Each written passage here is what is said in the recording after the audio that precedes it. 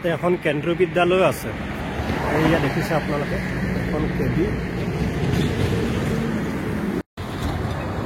এইখিনি এইটো চাইডে দেখিছে, এইখিনি আগতে পুৰা কলনী আছিলে, এইখিনি আৱাসিক এলেকা আছিলে, কোৱাৰ্টাৰ আছিলে বহুত ইয়াতে। তো এইখিনি বৰ্তমান আকৌ নতুনকৈ সজাব।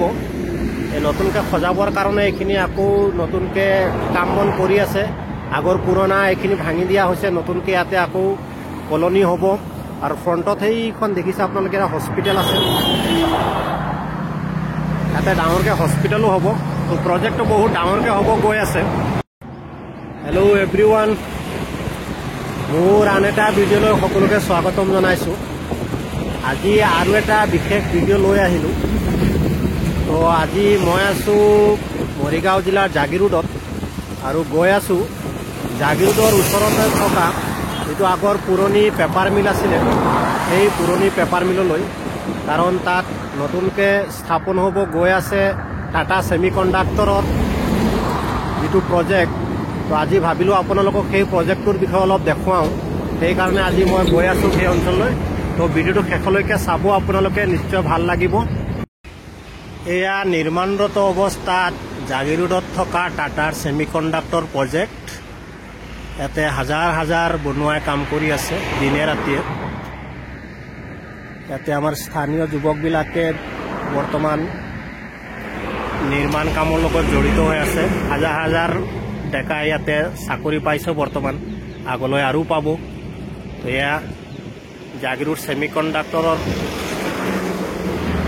বাহিৰৰ পৰা যিখিনি দৃশ্য মই পাৰোঁ দেখাইছোঁ আপোনালোকক। ভিতৰত দেখিছে হাজাৰ হাজাৰ মানুহে তাত কাম কৰি আছে দিনে ৰাতি, 24 ঘণ্টা ইয়াতে কাম চলি আছে। তো আমাৰ মুখ্যমন্ত্ৰী মহোদয়ে যিটো পদক্ষেপ লৈছে সঁচাকৈ সেইটো অতুলনীয়।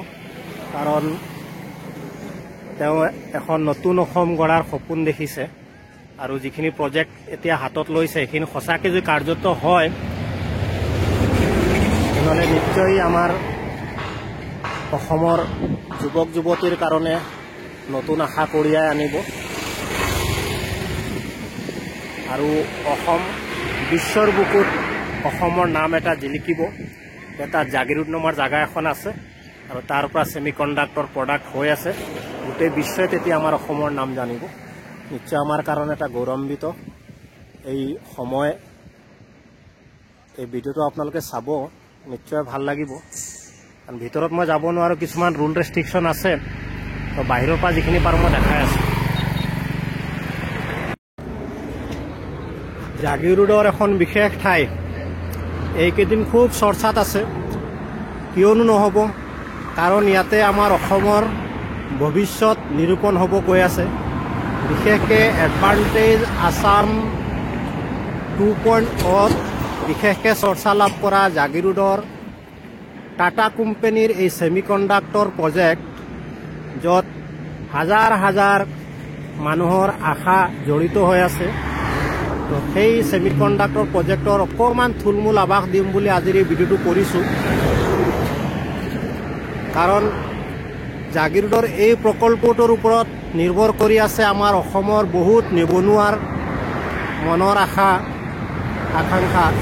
তো ভিডিঅ'টো আপোনালোকে শেষলৈকে চাব।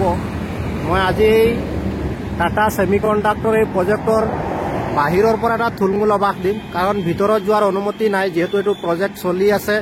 ভিতৰত বহুত ধৰণৰ প্ৰাইভেচিৰ কথা আছে, গতিকে আপুনি ভিতৰত যাব নোৱাৰে।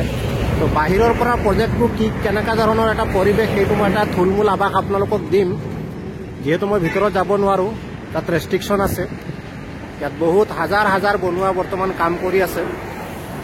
এই নিৰ্মাণৰত কামবিলাকত জড়িত হৈ আছে আমাৰ অসমৰ হাজাৰ হাজাৰ ডেকা ল'ৰা, ইয়াতে যুৱক জড়িত হৈ আছে।